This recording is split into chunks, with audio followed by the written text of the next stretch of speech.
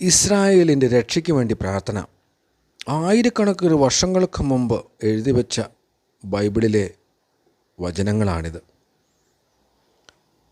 നമുക്കും പ്രാർത്ഥിക്കാം. എല്ലാറ്റിൻ്റെയും ദൈവമായ കർത്താവേ, ഞങ്ങളെ കാരുണ്യപൂർവ്വം കടാക്ഷിക്കണമേ. അവരുടെ മുമ്പിൽ ഞങ്ങൾ അങ്ങയെ മഹത്വപ്പെടുത്തുന്നത് പോലെ ഞങ്ങളുടെ മുമ്പിൽ അവർ അവിടുത്തെ മഹത്വപ്പെടുത്താൻ ഇടയാക്കണമേ.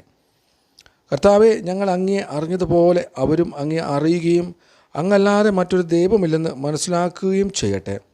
അടയാളങ്ങളും അത്ഭുതങ്ങളും വീണ്ടും പ്രവർത്തിച്ച് അങ്ങയുടെ കരബലം പ്രകടമാക്കണമേ. കോപത്തെ ഉണർത്തി ക്രോധം വർഷിച്ച് ശത്രുവിനെ നിശേഷം നശിപ്പിക്കണമേ.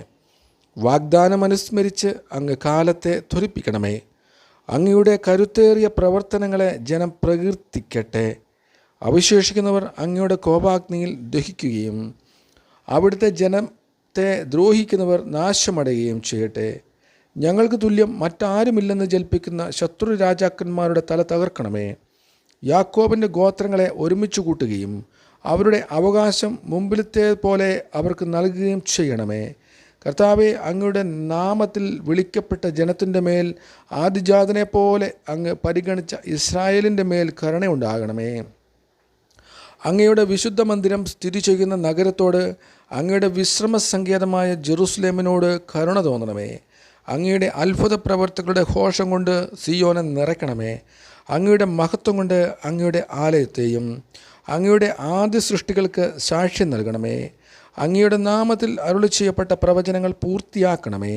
അങ്ങേക്ക് വേണ്ടി കാത്തിരിക്കുന്നവർക്ക് പ്രതിഫലം നൽകണമേ. അങ്ങയുടെ പ്രവാചകന്മാരുടെ വിശ്വസ്തത തെളിയിക്കട്ടെ. കർത്താവേ, അങ്ങയുടെ ജനത്തിന് അഹ്റോൻ നൽകിയ അനുഗ്രഹത്തിനൊത്ത് അങ്ങയുടെ ദാസരുടെ പ്രാർത്ഥന കേൾക്കണമേ.